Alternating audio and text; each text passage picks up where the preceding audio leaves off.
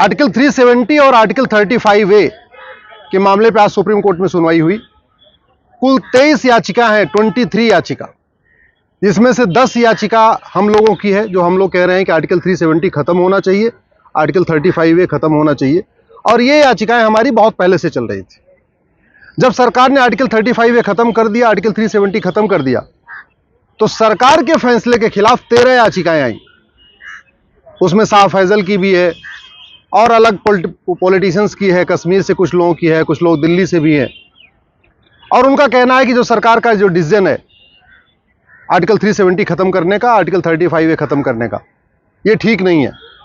तो supreme court की 5 जजों की बेंच ने जो टोटल 23 पिटीशंस हैं, 10 पिटीशन सरकार के साथ या उसको कह सकते हैं आर्टिकल 370 के खिलाफ और आर्टिकल 35A के खिलाफ, उस पे, और 13 याचिकाएं जो कह रहे हैं 370 बहाल होना चाहिए और 35A बहाल होना चाहिए।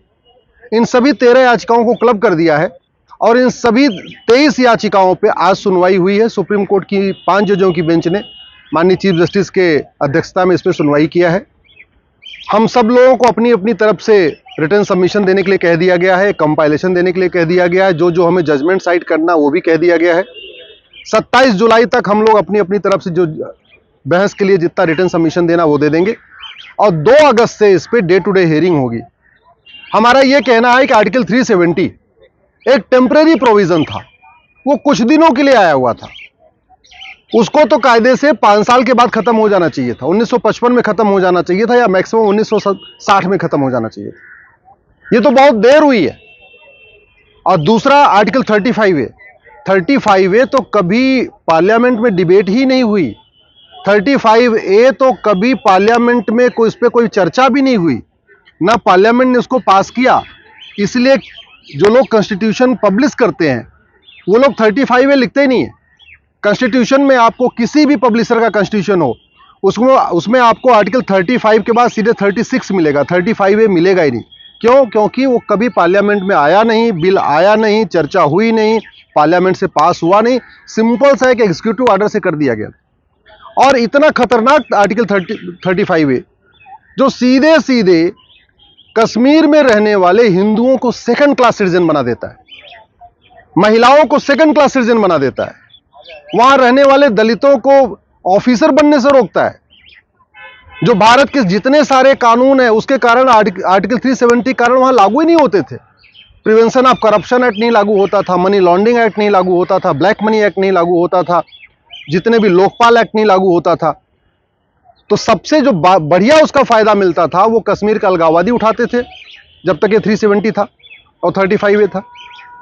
वहां के चरमपंथी, क्योंकि आपका पार्लियामेंट में कोई भी कानून बनाओ वो कश्मीर में लागू ही नहीं होगा जब तक कि वहां की विधानसभा ने उसको अप्रूव कर दे। तो हमने यही कोर्ट से कहा है कि बिल्कुल पार्लियामेंट के पास पावर था कि जो 370 टेम्परेरी आया उसको वापस खत्म कर दे।